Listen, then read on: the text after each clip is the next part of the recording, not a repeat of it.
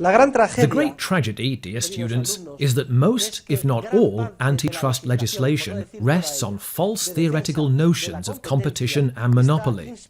Antitrust legislation, unfair competition law, is entirely based on the mathematical and incorrect concept of competition, and on the incorrect concept of monopoly. As a result, and this is the great paradox, the entrepreneurs who are the most successful at satisfying consumers' demands are systematically hounded. And they are hounded without truce or quarter. They are not allowed to be successful and to predominate over their competitors. If, as an entrepreneur, you charge more than your competitors, look out. The law recognizes that as a sign of abuse of a dominant position and a sign of monopoly. You are exploiting the consumers. You cannot charge more than your competitors. If you charge more than they do, you are treating the consumers unfairly. Charging less than your competitors is also illegal. It is called unfair competition. You cannot charge less. Selling below cost is against the law. Notice that all the legislation rests on the mathematical view. People think that costs determine prices, and that anyone who sells below cost is an unfair competitor. Charging less than one's competitors is illegal.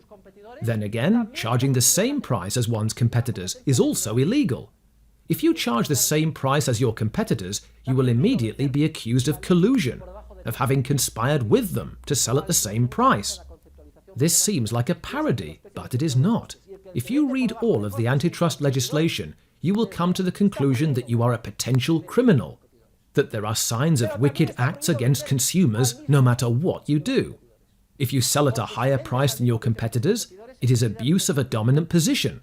If you sell at the same price, collusion. If you sell at a lower price, unfair competition, cutthroat competition, also known as dumping. Now, I'd like to read you a poem, and we will go over it together. It is titled Tom Smith and His Incredible Bread Machine. It goes like this. This is a legend of success and plunder, and a man, Tom Smith, who squelched world hunger. Now Smith, an inventor, had specialized in toys, so people were surprised when they found that he, instead of making toys, was baking bread. The way to make bread, he'd conceived, cost less than people could believe. And not just make it, this device could in addition wrap and slice. The price per loaf, one loaf or many, the minuscule sum of under a penny. Can you imagine what this meant? Can you comprehend the consequent? The first time yet the world well fed, and all because of Tom Smith's bread. It's like when Bill Gates was the hero.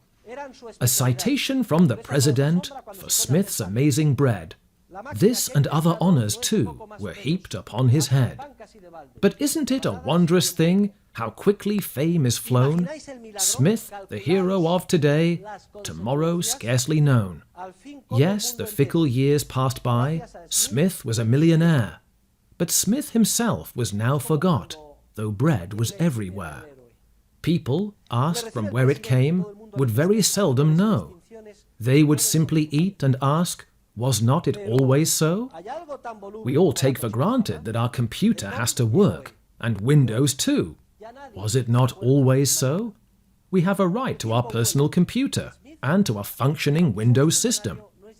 However, Smith cared not a bit, for millions ate his bread. And everything is fine, thought he. I am rich, and they are fed.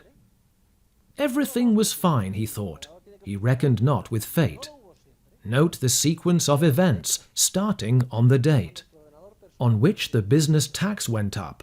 Then, to a slight extent, the price on every loaf rose too, up to 1 full cent. What's going on? The public cried. He's guilty of pure plunder. He has no right to get so rich on other people's hunger.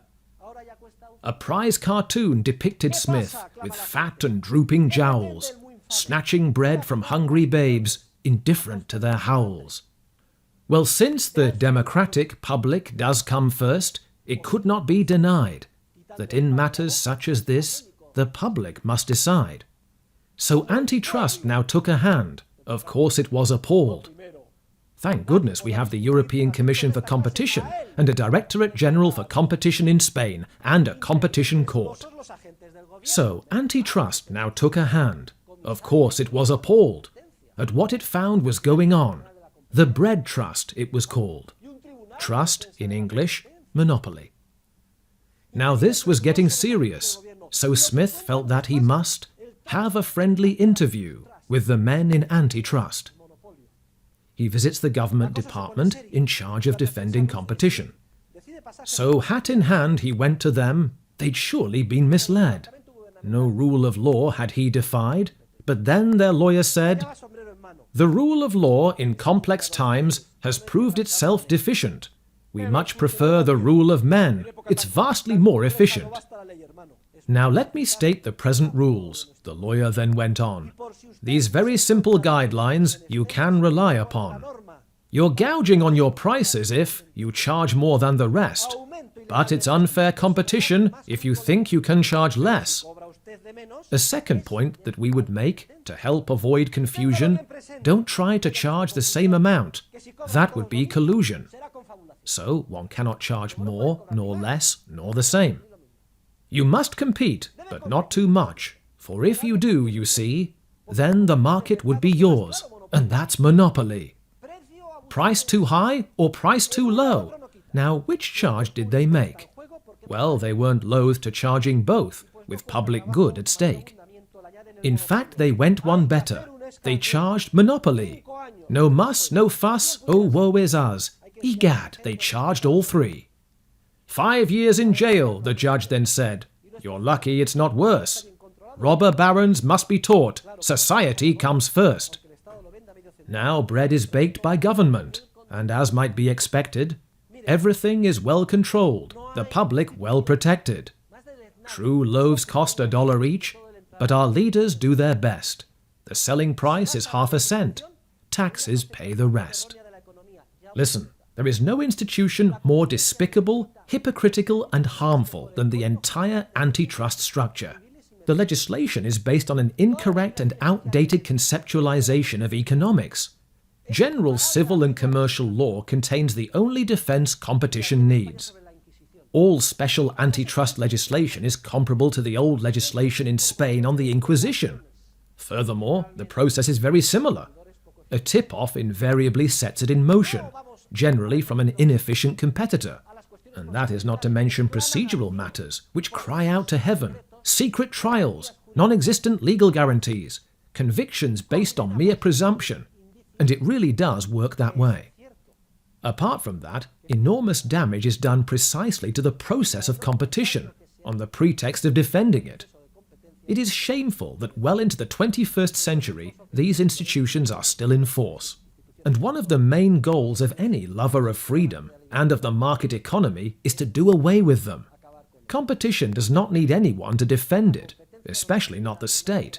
The traditional rules of civil and commercial law are all that is necessary. Civil y mercantil.